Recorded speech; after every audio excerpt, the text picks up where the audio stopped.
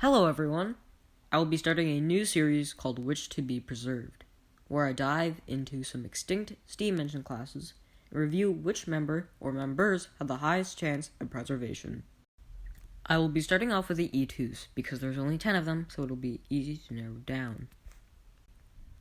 Reasons for engines preservation include being the first built, being the last built, being an inspiration for a fictional character, setting a record, being the first withdrawn, being the last withdrawn, etc. Anyways, let's get started. The 10 E2 steam engines include 100, 101, 102, 103, 104, 105, 106, 107, 108, and 109. The last 5 were a part of the second batch, which included extended side tanks for extra water capacity. Thomas the Tank Engine was based off the second batch, and is likely meant to be 105 or 106. Let's go through each individual engine and see what they have to offer.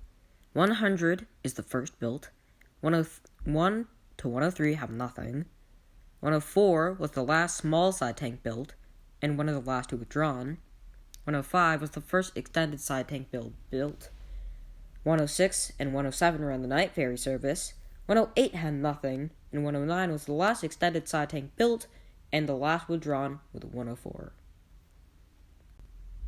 By this logic, the best candidates are 100, 104, 105, 106, 107, and 109. The main reason for this class's popularity is Thomas, so I believe the extended side tanks have a higher chance of preservation rather than the shorter side tanks.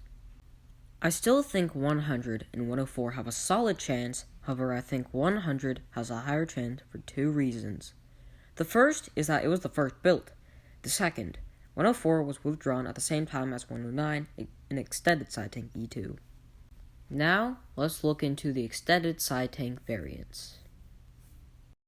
I'd say 105 has the lowest chance. This is due to the fact it was the first of the extended side tanks and not the overall E2 class. Plus, the other E2s have a more interesting and realistic reason to be preserved. If a first built E2 of a batch were to be preserved, it would be 100. Next is 106 and 107, and I think they have an equal chance of being preserved. This is because they both shunted a very important train, being the night ferry service, and while they were withdrawn at different points, they both have equal reasoning. 107 was the first withdrawn, however 106 was withdrawn later. I don't exactly know if 107 was scrapped by the time 106 was first withdrawn. However, if anyone saw those two on a scrap siding, had the funds, and knew the important job they did, I think they would both have a high chance. If I had to say, I'd say it's a 51-49 between the two. They're both a part of the Thomas batch and did an important job.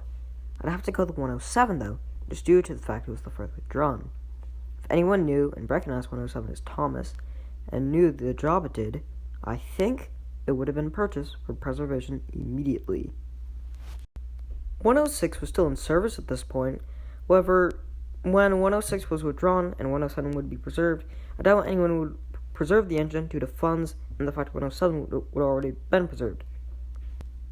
Lastly is 109, and I think it has a decent chance. It was the last withdrawn alongside 104, so if anyone wanted to preserve the class, that would be the time.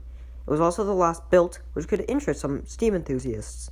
Then again, 109 didn't really do anything noteworthy like 106 or 107. Overall, I think the chances of each E2 being preserved are, for 100, it's 15%, for 101, 2, and 3, it's 1%, for 104, it's 10%, for 105, it's 10%, for 106, it's 24%, for 107, it's 25%, for 108, it's 3%, and for 109, it's 10%. Overall, I think the E2 that had the highest chance of preservation would be 107. It was the first withdrawn, a part of the Thomas batch, and ran the night ferry service. Thanks for watching. I plan the next episode to be about the LBSCR F9 class.